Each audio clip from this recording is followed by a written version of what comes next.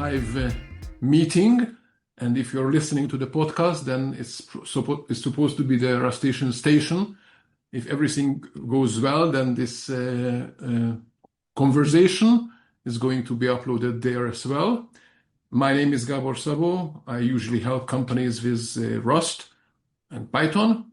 And in this series of meetings and conversations, I'll try to discuss with guests how the title is Rust at Work. So I'm trying to understand how people use Rust at work and what are the considerations, what are the advantages, maybe disadvantages, and so on. And this time, the first guest is Reichman from Flarion. Hi, Ran. Hello. It's great to be here. Thank you for accepting the invitation. And let's get started. I think the first thing should be is that you introduce yourself. We actually never met, so it's going to be a first for me as well to hear about it. Excellent. So thanks again for having me here. Excited for this chat. I'm Ron Reichman, co-founder and CEO at Flarion. And what we do at Flarion is we're a data processing company, building solutions to accelerate and make data processing much more efficient, especially at large scale of big data, which means usually like terabytes, tens of terabytes, hundreds of terabytes. But we support a wide range of workloads. And we're definitely a Rust shop, and lots to talk about in terms of why Rust, how we use Rust, etc. Mm-hmm.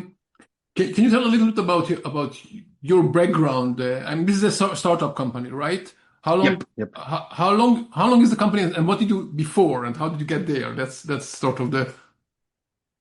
Yeah, it's a great question. So I'm born and raised in Israel.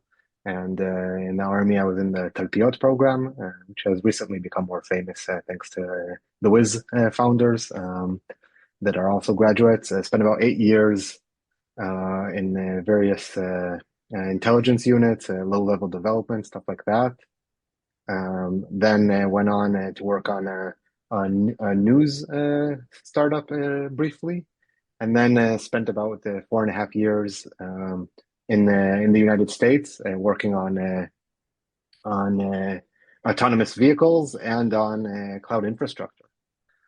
So I had a chance to work at Roblox, which has data at a very significant scale, and before that at Embark Trucks. And for the past 2 years or so, I've been working on what is now Flarion. Okay, so Flarion is 2 years, and when did you start using Rust, or when did you get to start? Yeah, with Rust. Was it in Flarion, or already you started to use Rust earlier? My background is C++. I have a ton of experience with C++, and when I started building Flarion, I knew that I was interested in using Rust because primarily, I mean, there are several reasons that we can go into, but that's when I started going. Yeah, I'm definitely interested in why did you start? Why did you think that Rust is good for this company?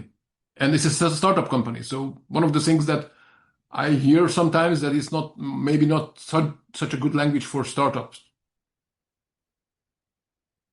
So I would disagree. I think it's a good language for startups. I'd say 3 main reasons that we're using that we're using Rust here at Flarion.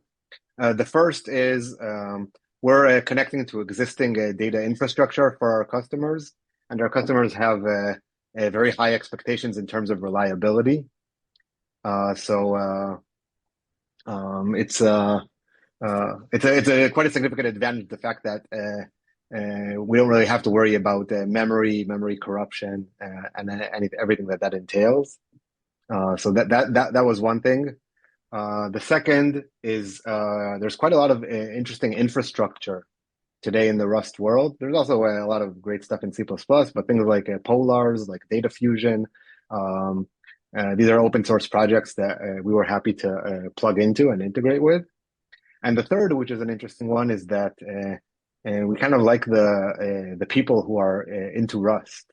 So what we do at Flarion is kind of it requires a lot of out of the box thinking. It requires trying out new systems, new ideas, and oftentimes the kinds of people that are interested in working in Rust are also the kinds of people that we want to have at Flarion. So those were the three main reasons for us. Okay. Before I continue with this, actually, I would like to ask something about this.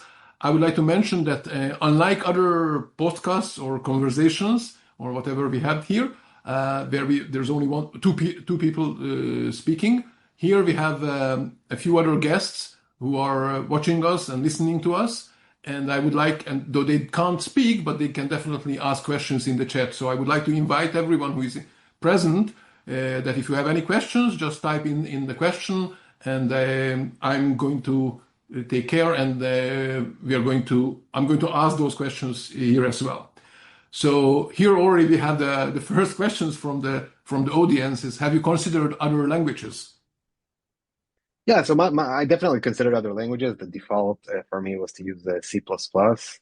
Um, I have a lot of good things to say about C++. So I'm definitely not a hater of the language. I think so much of the existing infrastructure of the software world was built on top of C++. But yeah, I think the three reasons that I mentioned were pushed us towards Rust. But yeah. Okay. I'm actually especially interested in the third one that you mentioned of the type of people. I think that was the third one. Yeah. So can you describe or how would you describe this type, or how do they differ from, I don't know, others?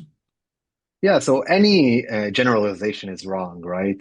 So there are it's hard to categorize people for sure. But what we've seen is that when people are curious about Rust, they're usually just curious people. They hear about a new technology and they want to understand it better, and they want to try it out, and they want to explore it. And we're a company, fundamentally, what we do, like if we zoom out, is we look at it as like receiving high level instructions from our customers. Like, this is what I want to achieve with my data. And then under the hood, we might use different engines, different technologies, different techniques.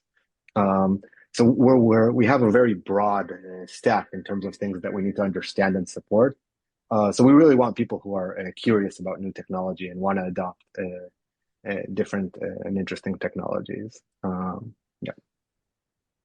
Okay, so there's another question here, which is actually jumping a little bit ahead, asking about Flarion and on GitHub, which it was sort of planned to be that I ask later on whether any part of Flarion is open source, and if yes, then where is it?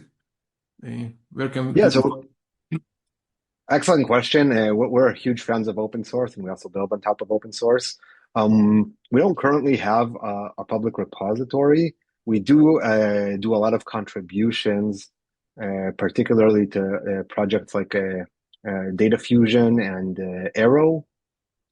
So that's mostly our involvement in open source. That like we're heavy users of existing technologies, and we're able to push them to the limit and find interesting bugs, edge cases, etc. And yeah, and unpack them, debug them, and issue pull requests. So we have quite a bit of those in the open yeah. source ecosystem. If you already started to go in this direction, then I have a few more questions because I mean you mentioned two major projects that you rely on, major open source projects, but I guess you have tens or maybe hundreds of Rust crates that you use. Yes. And if you think about all the hierarchy, that maybe thousands. And I'm really interested in how do you deal with all the dependencies, all the problems that come with the dependencies. Yeah, so I don't think there's a good solution to this. Like one of the challenges with Rust, which isn't necessarily unique to Rust, but it's very you can feel it very strongly when you're building a big Rust project, is uh, the number of crates grows quite rapidly.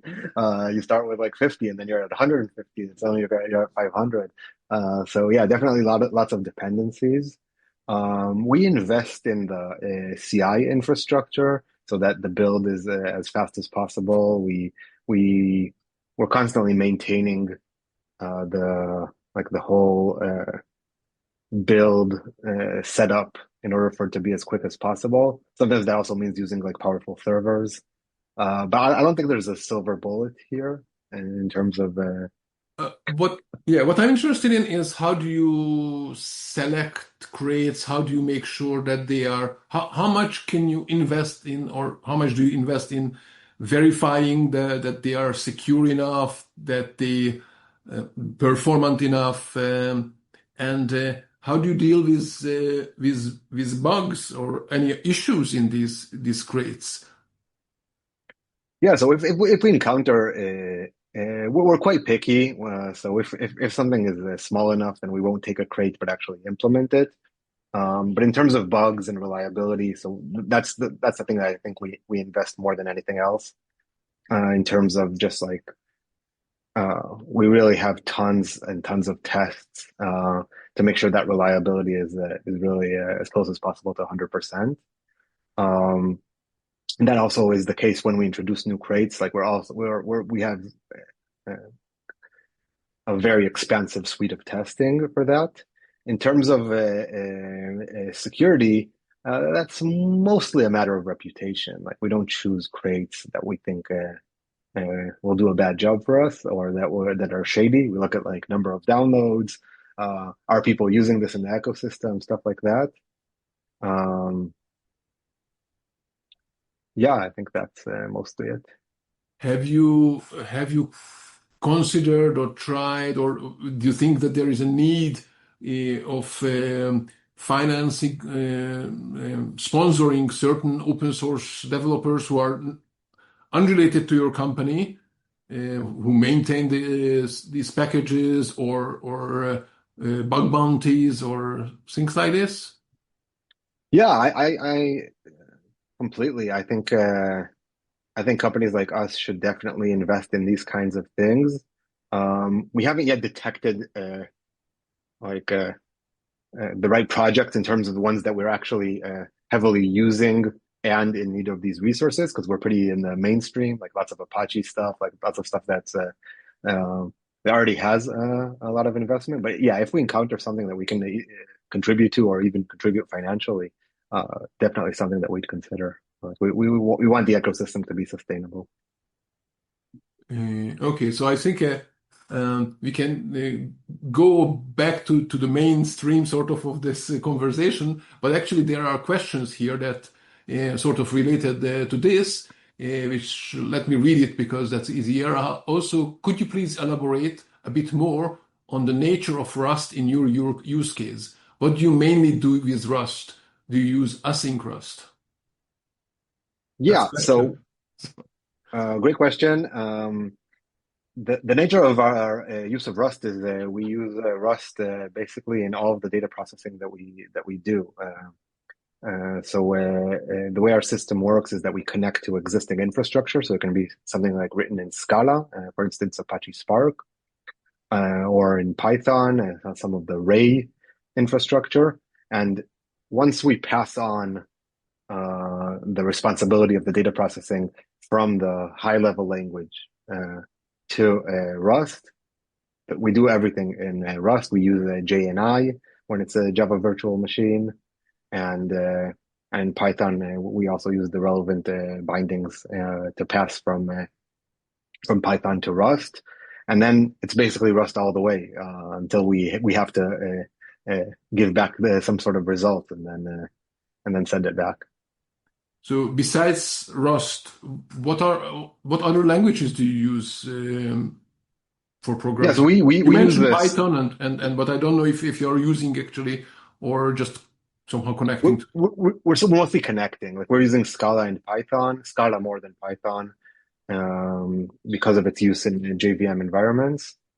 Um, and but whenever we can implement something that requires performance, we do it in Rust, and that most of what we do requires a pretty significant performance investment. Okay. So we can now circle back to the beginning of the company and how Rust was introduced to the company and how and how you find new employees. I mean, this was a startup company, so there was no one there. So it's not like a company where you have to start teaching people Rust or so it's totally your decision if you are bringing in people with Rust experience or without and then teaching them. How was that process? What kind of people arrived? Were they already experienced in Rust? Yeah, so most of the people we hired are experienced in Rust. They have sometimes that means just generally like as a hobby have built things in Rust. There's some crypto aspect because of the success of Solana as a blockchain, so that spurred a lot of Rust development. So we have a bit from there. And there are a few people who don't really have a Rust background, but are strong C++ developers. And there we were able to, um, there it's more of an investment. As a startup, we don't do a lot of training, but if someone in our interview process shows potential and is able to learn Rust relatively quickly, then we also consider those people. And we have a few of those. I'll say that we try, just as a philosophy, not to push Rust to the limit. In terms of performance, we push it to the limit. In terms of uh, uh, low-level implementations, and we push it to the limit. But we don't try to be too sophisticated or too clever with the language. That's kind of my experience with C++ as well. That like it's possible to be very smart and very clever, but sometimes that makes the code harder to maintain.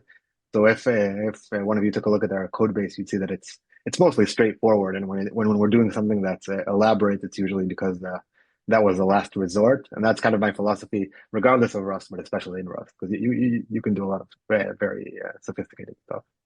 Mhm. Can you elaborate a bit more? What are these things that you feel that are too sophisticated or that you would like to that you are avoiding in this case?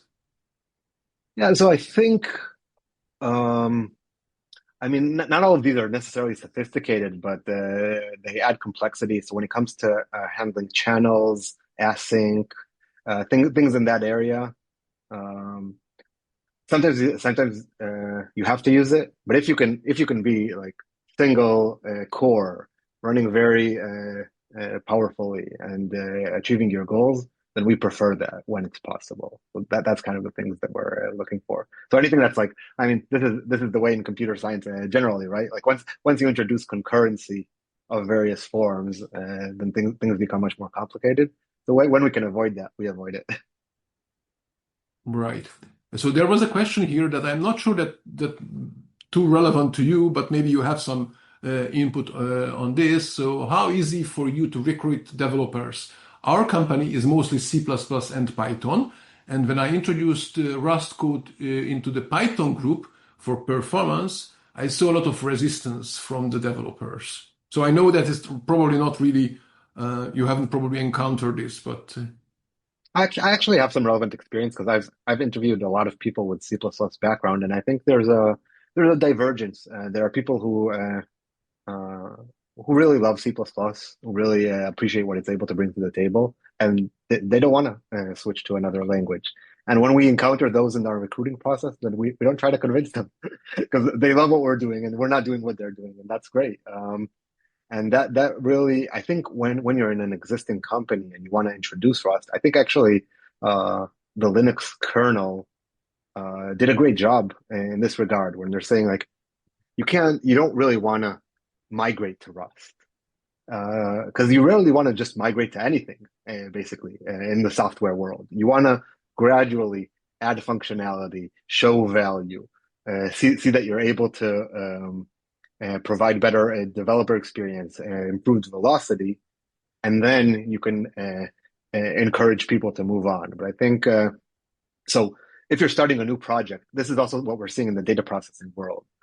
So if a company is using Apache Spark and you say, oh no, you should use Ray or you should use DuckDB, usually it's a tough sell because they're using a certain technology and they like that technology and they're proficient in that technology.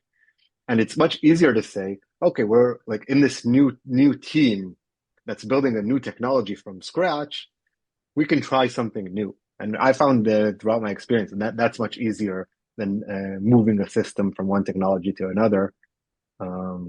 Yeah, that's also the case. Like regardless of Rust and C++, like Java, Go, like Golang, all of that stuff. Like there are tons of examples in that regard. Mm-hmm. The people who are so you recruited a number of people who basically didn't know Rust but were interested in Rust as well, right? And Mm-hmm. what was their learning process or learning resources that you might recommend to everyone else? Um,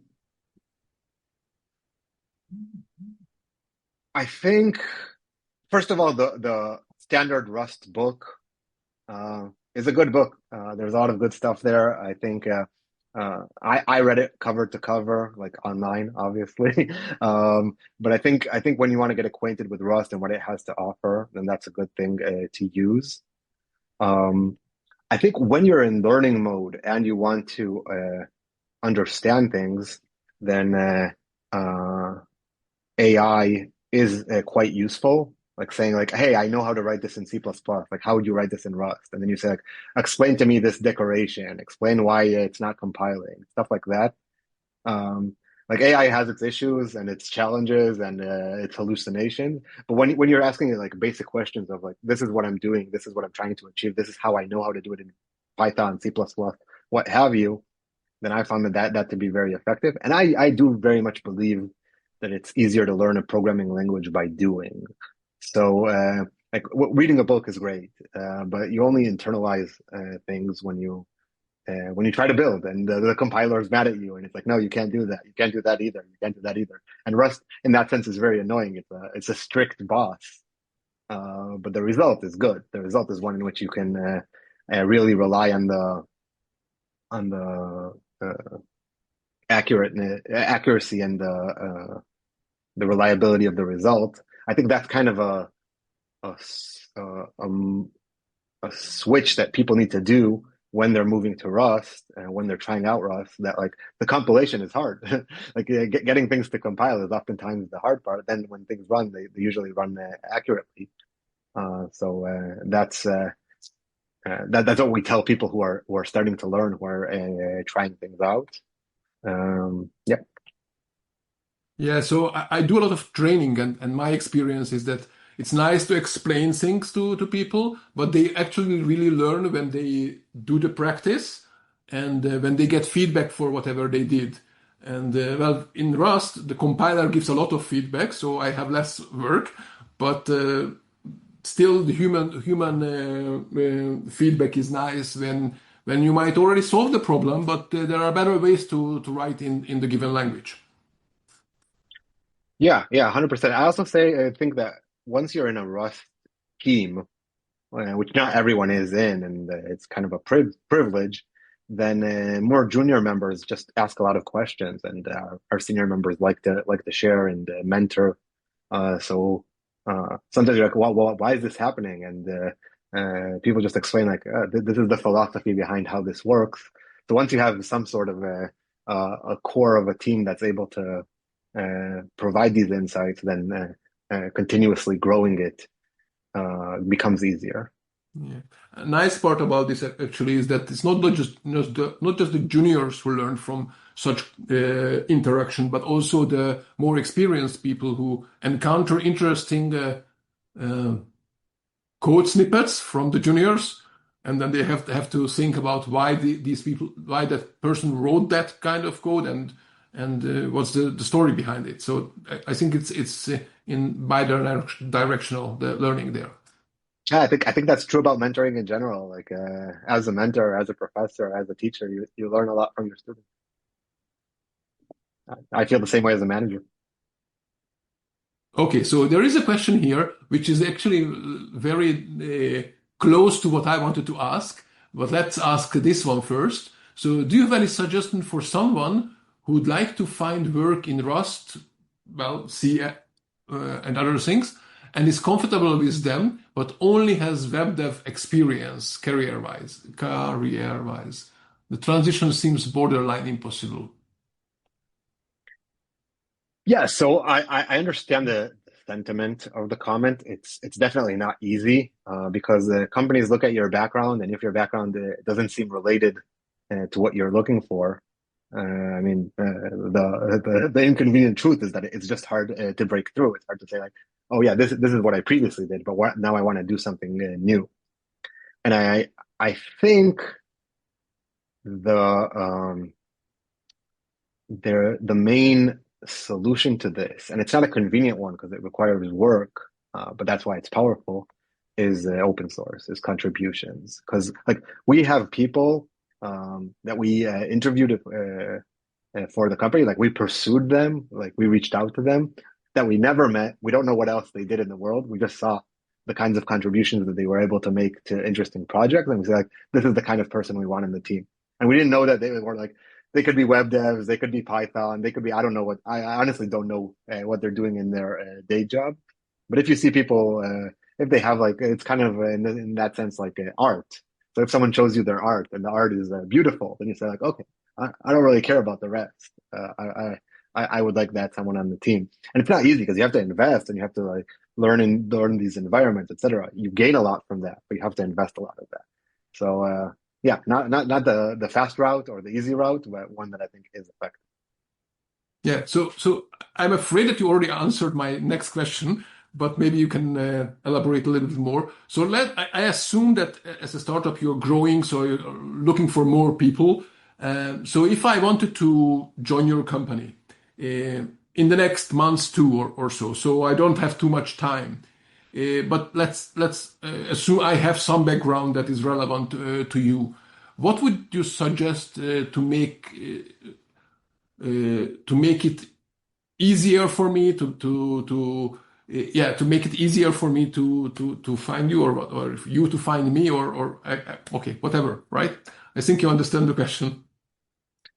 I hope. Yeah. So first of all, the easiest answer. To improve my chances, actually, I think that should be the question. So what should I do to improve my chances that you actually find me or employ me and so on? Yeah. So it's a great question. The easiest answer is first of all to apply.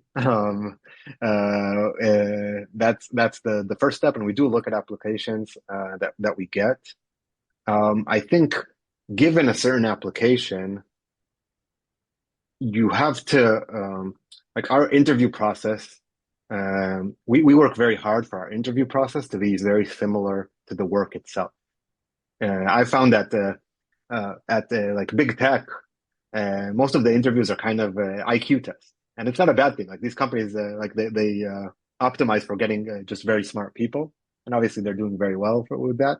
But for us, we want people who like during the interview really understand how their day to day is going to look like, and they like it. They see like they do the interview task that we give them, and they say, okay, these are the kinds of things that I want to do in the future.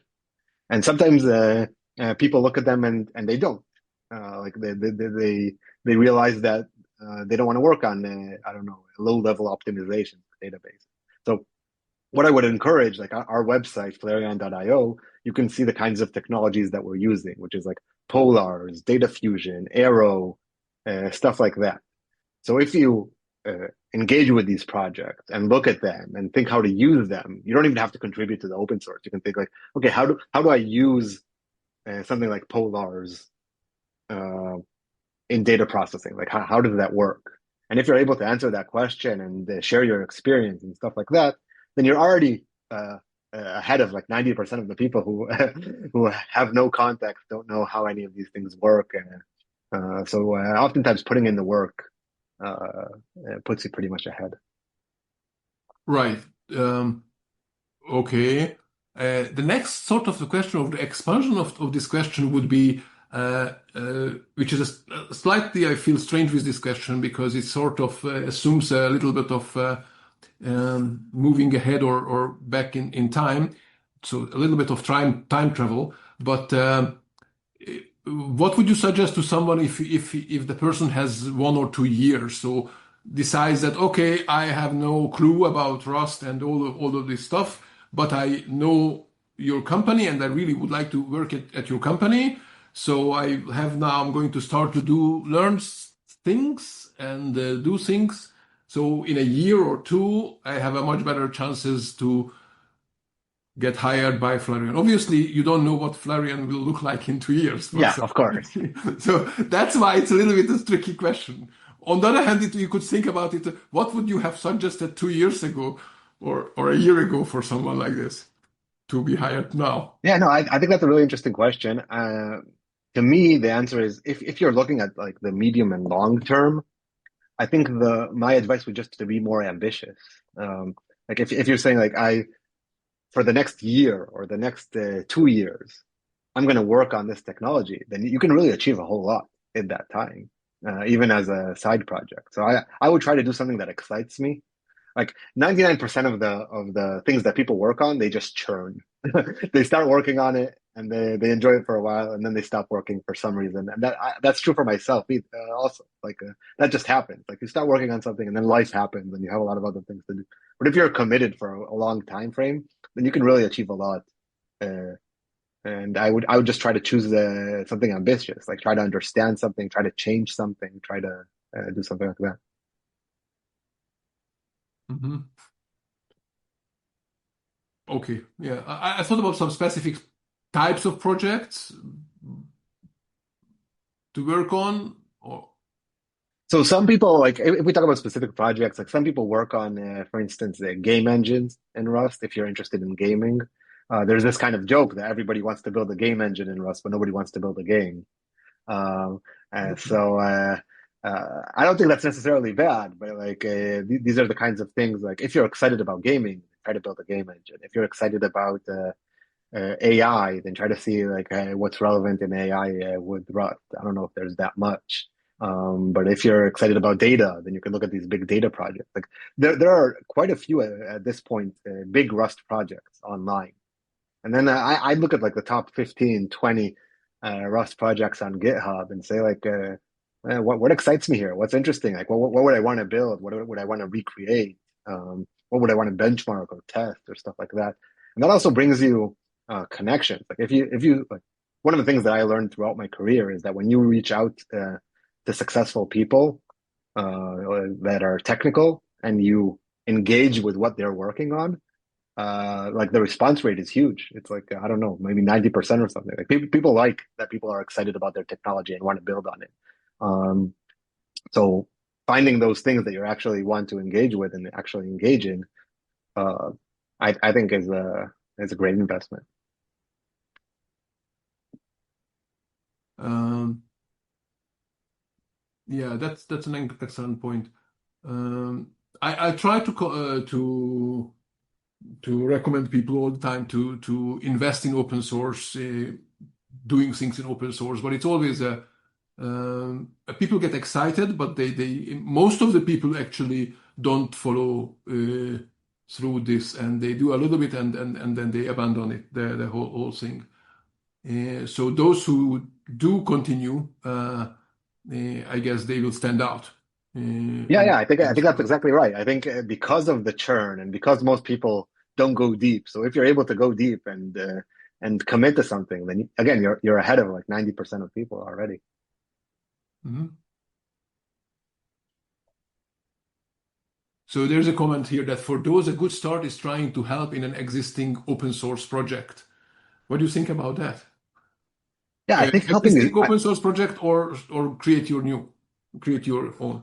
I wouldn't try to create my own as a start, but I think even before helping, even just using an open source project, like there's a huge one of the things that we're seeing at Flarion is that there's a huge variability in terms of what the open source project is able to do. Like some projects, especially in their core, they're super robust. They work. They you just plug and play. And others like they can be hard to use. They have rough edges of various sorts. and being a user and understanding like where does this technology really work well? Where does it not work well? Like, why doesn't it work well? These are the kinds of things that you don't even have to start by like, sometimes people are intimidated by contributing because like, maybe people won't like what I contributed, or maybe I'll have a back and forth with some maintainer for days and I won't get anything through. But just like starting with using and gaining insights and opening issues and saying like, hey, I saw this. Is this okay? Is this expected? Um, Again, these are the kinds of things that people just don't do. It sounds simple. It is simple. Like it's not hard to choose a project and try to engage with it, but most people just don't do that. Yeah, so a lot of this work is not very difficult, but time consuming. It's time consuming. It's an investment. There's no going around that. That's why it's valuable in a sense. Like in the cryptocurrency world, there's a concept of proof of work that you like show that you invested the time in something. And I think that's applicable to many aspects of life. So if you invest that work, yeah, I think it has value. Okay. So, how do you evaluate the decision that you used Rust? What did you that you use your Rust? Yeah. So, Yeah, it's a great question. It's a piercing question, I'd say, because it's hard to evaluate, right? You made such a big decision, and now you have to decide, like, see if it's a good decision. I haven't regretted it yet. Like, I haven't seen a point where I say, like, oh man, why did we use this technology? That was a huge mistake. We also have the very significant benefit of starting from scratch. So when you start from scratch, you don't have any legacy. Before the conversation, we talked about migrating code all right. to Rust. So we don't really do that. Like we rewrite some things, and when you rewrite, then you're just like starting from scratch. So a lot of the pains of moving from one technology to another, we just skipped. It's much easier to start from scratch. So I think it's too early to say. For now, like no regrets at this point. We'll see. Uh, we'll see. Okay. What are the parts of Rust that or creates or like the whole package that you find exceptional good for you or in general? And what are the areas where the Rust world could improve, where it's something that hurts you? Yeah, so I'll start with the positive. I think Rust in the past, say 5 years, has really matured in an impressive way. Like you see, we engage with customers using all sorts of technologies, whether it's data lake technologies or data processing or storage and stuff like that. And there's usually a crate for that, like the echoing the Apple's. There's an app for that. So usually there's a crate for that. Usually someone built something pretty good that's able to use this technology um, and uh, and help work with it. Um, so that's something that I think is very good. I also think that the reliability is real. Like we did something that where we were integrating like Scala code and Rust code, and suddenly there was like a memory corruption, and someone on our team was like, "Oh, a memory corruption! I haven't seen one of those in years." um, so that was like a moment of okay, yeah, this the Rust thing is working. I'd say the two negatives that I can think of is one, build time. Uh, there really is. It's a pain. Like building Rust pretty quickly becomes uh, pretty time consuming, and it's hard to optimize. Like when I worked in C++, there were all sorts of tricks to make the build run faster. Even though I also encountered many situations where we had a very long build. Um, but yeah, that's a pain. And another one is I'd say the flip side of there's a crate for that, but there's a lot of support. Is that there's a lot of vaporware, I'd say. There are like crates that you use them and you're like, oh, okay, this crate, like, it doesn't really work. And that's fine. I mean, no, nobody's selling you that crate. It's just something that someone published online, but you realize that you have to prune it. You have to make decisions. You have to make sure that this relates to your previous question, Gabor, about uh, like how do you choose the right crate? So you have to choose. You have to make sure that you're using something that you can believe in. Mhm. For a second, returning to the earlier conversation, earlier part of the conversation, we have another question here. follow-up to finding work as a web dev? Any suggestions for types of repos, types of projects that would be appreciated by employers if you contribute to, in your opinion, of course, I am contributing to programming languages, for example. I guess the person means compilers. What do you mean, programming languages?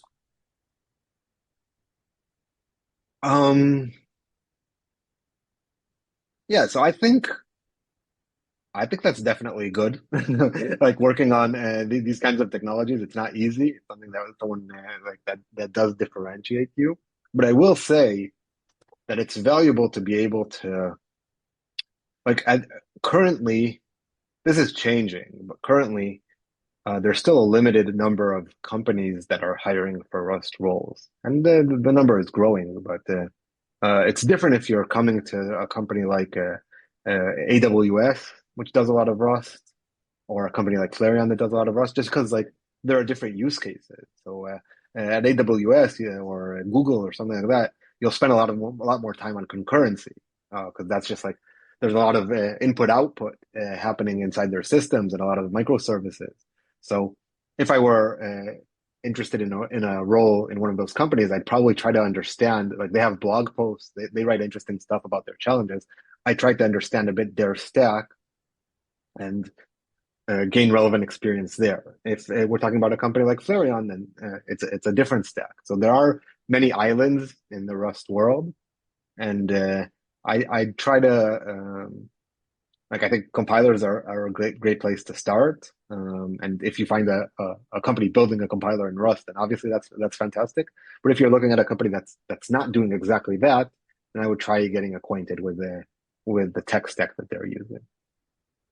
Actually, to this point, I sort of partially dreaming about companies that would say to their candidates that, okay, here are a couple of issues open in an open project, and your homework or home assignment for the interview process is to deal with those issues, and maybe not even directly related to the company. So to see how the person interacts with open source projects and without and contributing to the world, sort of.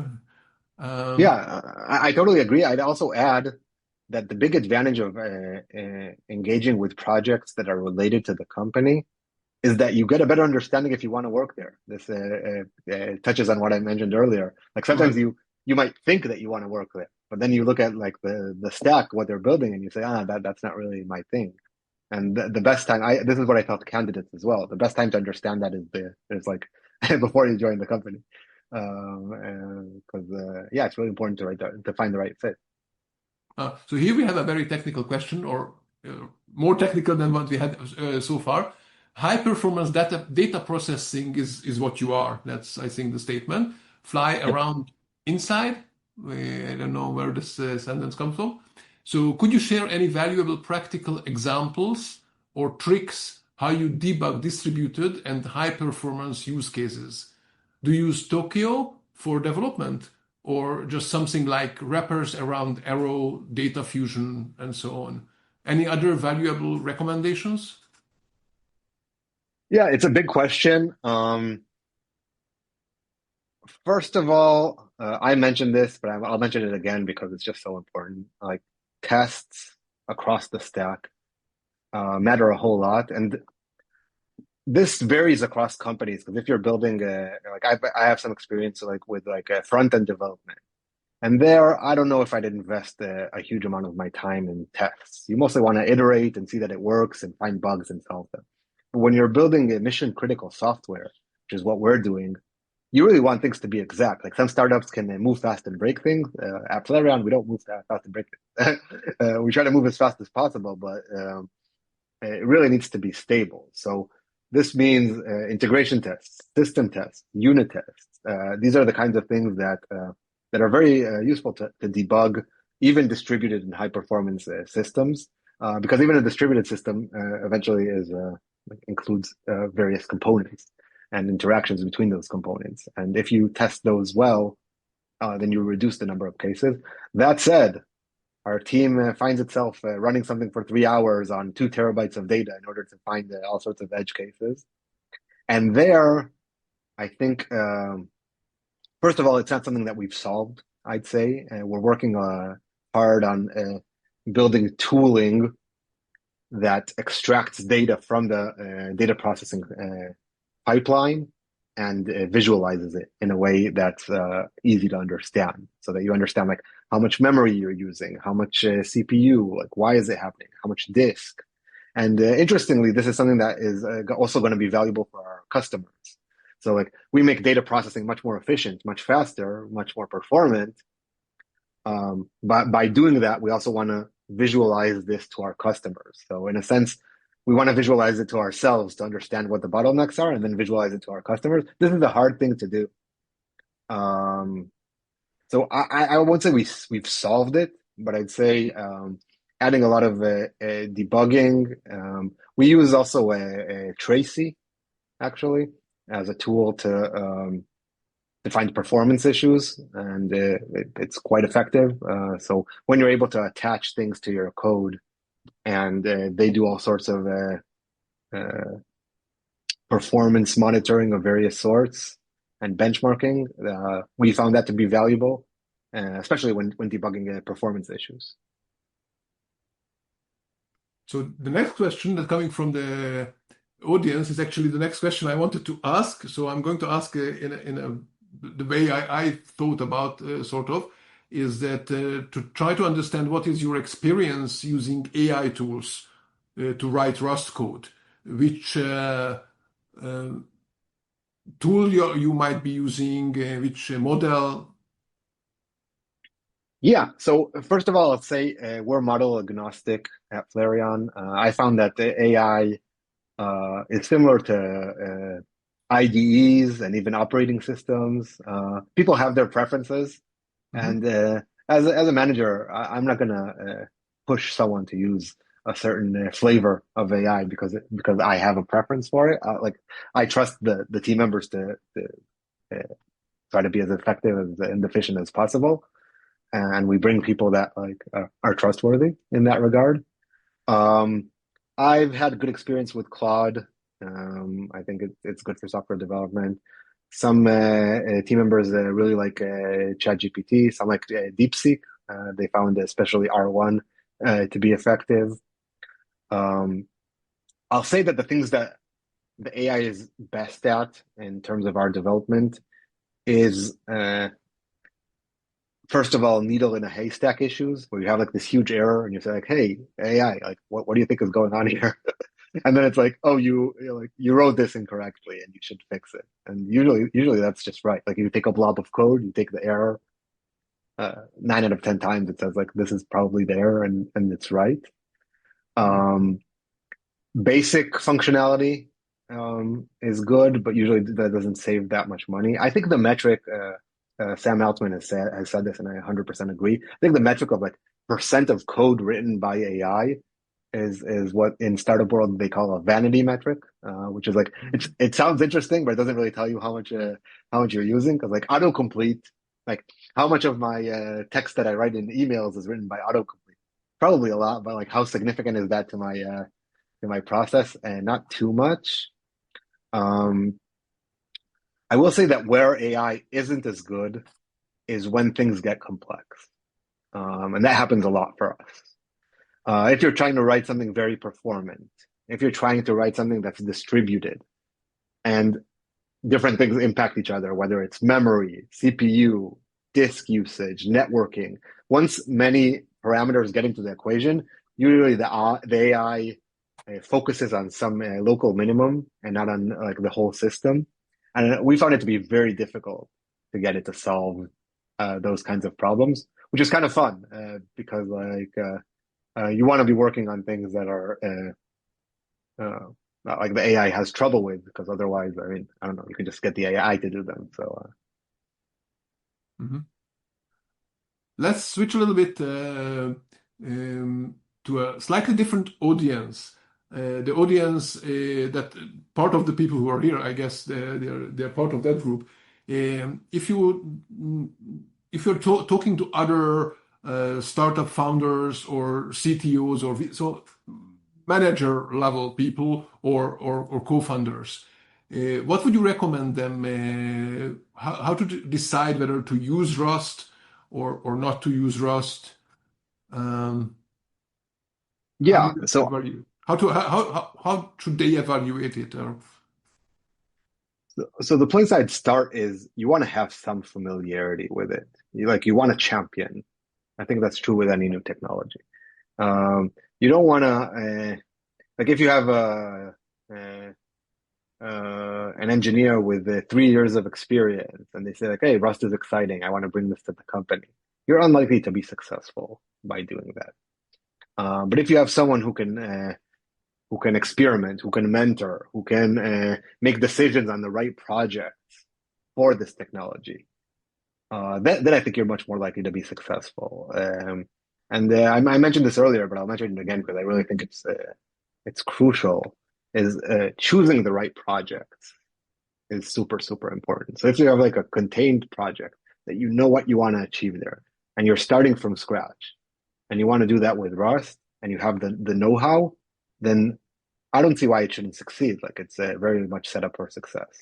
But the more the project is uh, distanced from that situation, I think the less likely it is that that it'll be a success. Okay. I am, I think, mostly at the end of my questions. I don't know if the audience have more questions, the audience who's here, or if you have subjects that you would like to bring up that I didn't ask because I didn't think about it that important, and you think it would be important for people to know about the company, about the use of Rust, how to apply for a job at your company. Yeah, so how to apply it's pretty easy. Like we have LinkedIn posts at our company, so you can look at LinkedIn at Flarion and see probably the most relevant here is the low level developer, which is how we call our Rust position. Um, yeah, I think there's a lot of exciting momentum in the Rust world, lots of talent.